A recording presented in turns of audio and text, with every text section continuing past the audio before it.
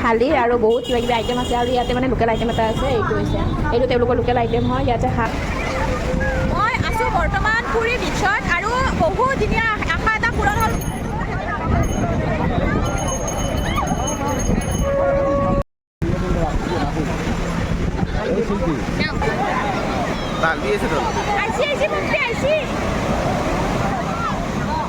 নমস্কাৰ সকলোকে পুৰীৰ পৰা এইটো মোৰ ছেকেণ্ড ব্লগ আৰু আমি এতিয়া গা পা ধুই ছাতৰ ওপৰত আহিছোঁ আৰু ইয়াৰে পৰা মন্দিৰটো অকণমান দেখুৱাই দিওঁ ৰ'ব মোৰ পিছফালে দেখা যে পাইছে সেইটো মন্দিৰটো অকণমান দেখা পায় যিহেতু আমি মন্দিৰৰ কাষতে আছোঁ আৰু এতিয়া গা পা ধুই আমি এতিয়া তললৈকে যাম যিহেতু বহুত বেছি ভোক লাগিছে চবৰে আৰু ক'ত দোকান আছে বিচাৰি যাম আৰু এইখন হৈছে হোটেলখন আৰু এইটো হৈছে আমাৰ ৰুমটো 207 আৰু বহুত আমি মানে 4টামান ৰুম ল'ব লগা হৈছে কিয়নো মানুহ বেছি আৰু আমি আছোঁ ছেকেণ্ড ফ্ল'ৰত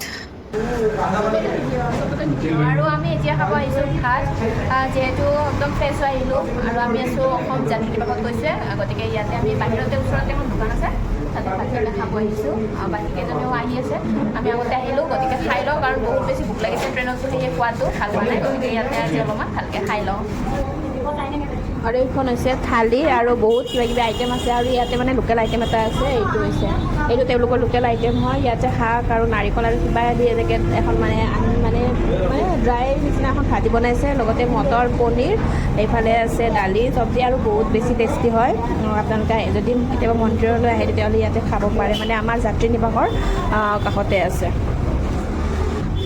এইখন হৈছে হোটেলখন নামটো কিন্তু উৰিয়া ভাষাত লিখা আছে এইটো কাৰণে নাজানো কি লিখা আছে আৰু যেহেতু ভাত বহুত বেছি টেষ্টি আছিলে মানে খাব পৰা হৈছে সেইটোৰ কাৰণে ভাবিছোঁ থকা কেইদিন ইয়াতে খাম আৰু সেইফালে আমাৰ আছে হোটেলখন সকলোৱে কয় যে খানাবোৰ বেছি টেষ্ট নহয় বা নাৰিকল দিয়ে যিহেতু আমি নাৰিকলৰ খানা সিমান এটা ভাল নাপাওঁ কিন্তু ইয়াৰে সোৱাদটো অকণমান ভালেই আছিলে ঘৰত বনোৱাৰ নিচিনাই কিন্তু মানে দুখনমান চব্জিত মানে নাৰিকল ব্যৱহাৰ কৰিছে খালোঁ বাৰু বেছি বেয়া লগা নাই আৰু যদি বেলেগ ফালে ভাল দোকান আছে নাজানো কিয়নো আমাৰ থকা হোটেল নগাঁৱত সেইখনে বেষ্ট আৰু গতিকে এতিয়া ভাবিছোঁ এবাৰ আমি সকলোৱে সাগৰৰ পাৰলৈকে যাওঁ যিহেতু মন্দিৰ আজি দৰ্শন নকৰোঁ গতিকে এবাৰ সাগৰৰ পৰা ঘূৰি আহোঁ জগন্নাথ মন্দিৰৰ ওচৰতে আছোঁ আৰু দেখা এইয়া পিছফালে এইটো মন্দিৰটো আৰু এতিয়া এনেই মানে সন্ধিয়াৰ সময়খিনি ওলাই আহিছোঁ আজি মন্দিৰ নোসোমাওঁ বাৰু অহাকালি মন্দিৰত যাম কিন্তু বহুত বেছি ভাল লাগি আছে যিহেতু আমি ৰাতিপুৱা আহি পাইছোঁ আৰু অলপমান জিৰণি ল'লোঁ মানে ৰুমত আৰু এতিয়া ওলাই আহিছোঁ অকণমান সাগৰৰ ফালে যাম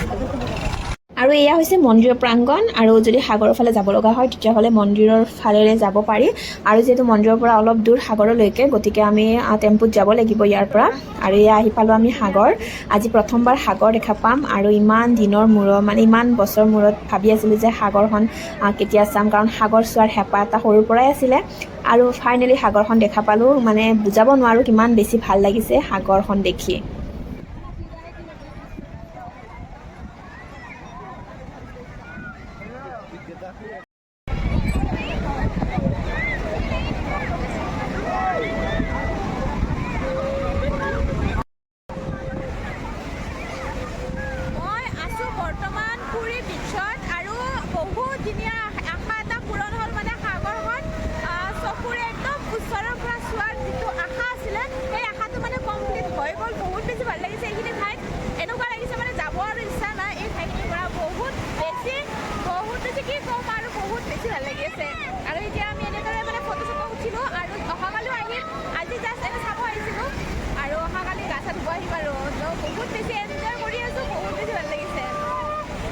সৰুৰ পৰাই মন আছিলে সাগৰখন এবাৰ ওচৰৰ পৰা চোৱাৰ আৰু যেতিয়া মোক কোনোবাই সোধে যে তোমাৰ সপোন কি তেতিয়া মই কৈছিলোঁ যে সাগৰখন এবাৰ ওচৰৰ পৰা চোৱাৰ এটা সপোন আছে সাগৰৰ পানী হাতেৰে চুই চোৱাৰ এটা সপোন আছে আৰু সেই সপোন যেন বাস্তৱত ৰূপায়িত হ'ল দুদিন ভাগৰুৱা দেহাৰে গৈ গৈ সাগৰ পাইছিলোঁ আৰু সাগৰ পায়ে সাগৰৰ যি শীতল বতাহজাক সেই বতাহজাকে শৰীৰৰ দুখ ভাগৰ সকলো নাইকিয়া কৰি দিছিলে শুনিছিলোঁ সাগৰ হেনো বৰ বিশাল সাগৰৰ পাৰ হেনো দেখাই নাপায় সঁচাকৈ সাগৰখন বৰ বিশাল সাগৰৰ পানী হাতেৰে চুই চাইছিলোঁ অলপ মুখতো দি চাইছিলোঁ সাগৰৰ পানী লুণীয়া হয়নে নহয় এই যে মূৰ্তিটো দেখা পাইছে এইটো বালিৰে বনোৱা এটা মূৰ্তি এই ল'ৰাজনে বনাইছে আমি তাত থাকোঁতে চকুৰ আগতে এনেকুৱা মূৰ্তিসমূহ বা ভিডিঅ'সমূহ ছ'চিয়েল মিডিয়াত দেখা পাইছিলোঁ কিন্তু আজিৰ এই ভিডিঅ'টো যে দেখিছে এই ভিডিঅ'টোত কিন্তু মোৰ নিজ মোবাইলেৰে কৰা ভিডিঅ' বহুত বেছি ভাল লাগিছিল তাত থকা সময়খিনিত। সেই সময়খিনি এনেকুৱা লাগিছিল যেন ধৰি ৰাখিম। মন গৈছিল সাগৰৰ পাৰত এটা ঘৰ সাজি থাকিবলৈ, সাগৰৰ ঢৌবোৰত নিজকে বিলীন কৰি দিবলৈ। আন্ধাৰ হোৱাৰ কাৰণে কোৱালিটিটো কিবা অলপ বেয়া হ'ল। ইমান বেছি ভাল লাগি আছে মানে ইয়াৰ পৰা যাবৰ মন নাই আৰু ইমান বেছি ভাল লাগিছে সাগৰৰ পাৰত। আৰু বহুত দিন ইমান দিন মানে এনেই দেখা পাই আছিলোঁ টিভি হওক বা চিৰিয়েল হওক বা চিনেমা হওক বা বেলেগৰ ভিডিঅ' হওক, কিন্তু নিজে মানে আহি পোৱা নাছিলোঁ। সেইটো কাৰণে বহুত বেছি ভাল লাগিছে আজি।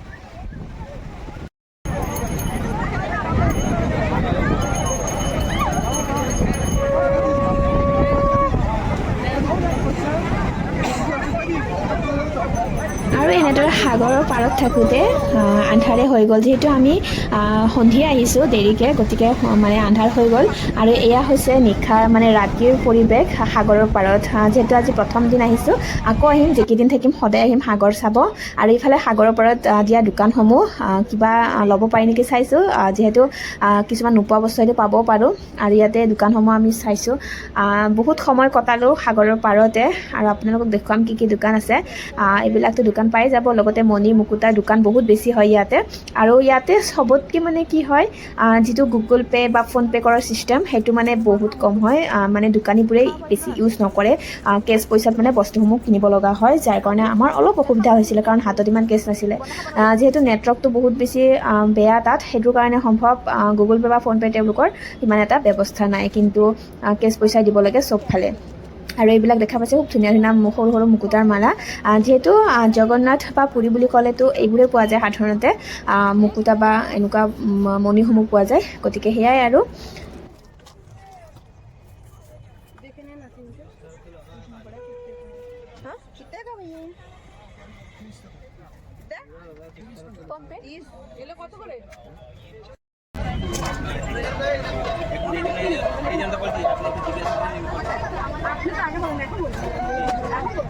एक कथा আমি কি আগে বলবো আপনি যে কথাটা বলছেন বুঝতে কথা বলছেন আপনি আগে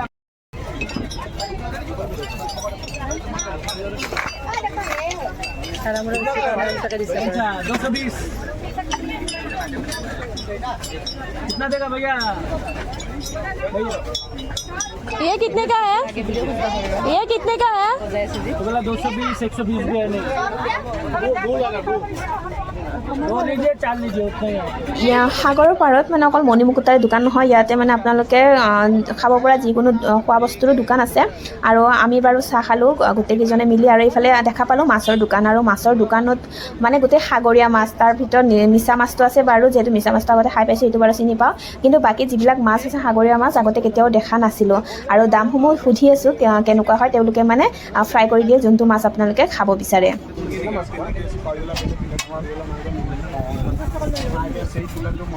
आप आता है क्या 50 का आएगा ना आपका पता आपने नहीं चिकन पकौड़ा नहीं कौन अभी ना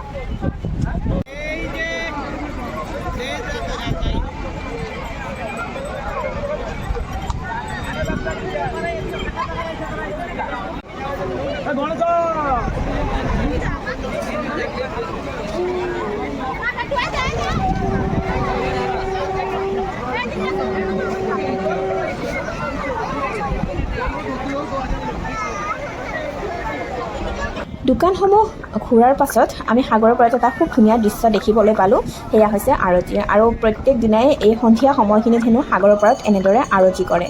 গতিকে আৰতিখিনি আগতে যিহেতু দেখা নাছিলোঁ, চাই বহুত বেছি ভাল লাগিল।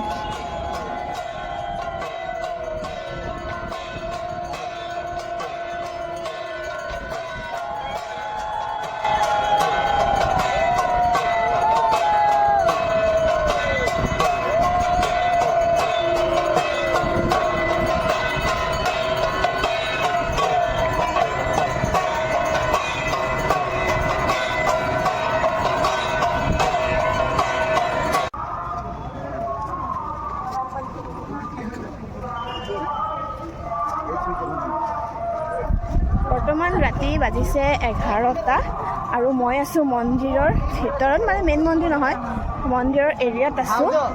আৰু ইমান ধুনীয়া এটা পৰিৱেশ। এনেই আহিলোঁ মানে, যিহেতু ৰুমটোৰ ওচৰতে সেইটো কাৰণে এনে ওলাই আহিলোঁ। বহুত বেছি ভাল লগা এটা পৰিৱেশ। মই আপোনালোকক দেখুৱাই আছোঁ ৰ'ব, বহুত বেছি ভাল লাগে পৰিৱেশটো মন্দিৰৰ। এয়া হৈছে নিশাৰ মন্দিৰৰ পৰিৱেশ। আৰু এতিয়া যে 11টা বা 12টা বাজিছে একদমেই গম পোৱা নাযায়, কিয়নো বহুত বেছি মানুহ থাকে। আৰু যিহেতু মন্দিৰৰ মেইন গেট মানে য'ত ভক্তবিলাকে লাইন ধৰি থাকে, সেই গেটখন মানে 10টা বজাতহে বন্ধ হয়। গতিকে 10টাৰ পিছত যদি আপুনি আহে তেতিয়াহ'লে লাইনত থিয় হ'ব নালাগে, ধুনীয়াকৈ মানে ভিতৰৰ ফালে মন্দিৰ দৰ্শন কৰিব যাব পাৰিব। কিন্তু আমি মন্দিৰ দৰ্শন কৰিব অহা নাই বাৰু, এনে ফুৰিব আহিছোঁ বাহিৰৰ ফালে। আৰু যিহেতু মন্দিৰটো বহুত এটা ডাঙৰ এৰিয়া, গতিকে চাৰিওফালে ঘূৰোঁতেও বহুত বেছি সময় লাগে। সেয়েহে আমি এই ৰাতিখন ঘূৰি আছোঁ, কিবা এটা ভাল লাগিছে মানে। আৰু এনেদৰে ঘূৰি ঘূৰি ৰুমলৈকে যাম।